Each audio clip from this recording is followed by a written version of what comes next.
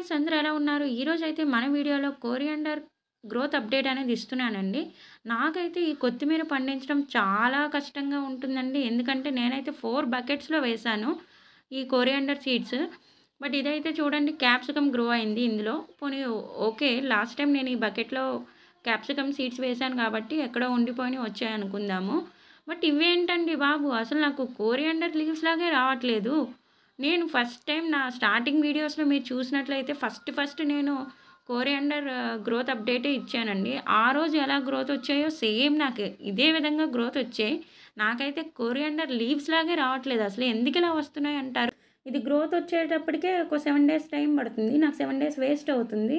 మళ్ళీ గ్రోత్ వచ్చిన తర్వాత ఇది ఇంతకీ కొత్తిమీరలా గ్రో అవుద్దా? లేకపోతే ఇంతకు ముందులాగే గ్రో అవుద్దా? అని టెన్షన్ పడాల్సి ఉంటుంది.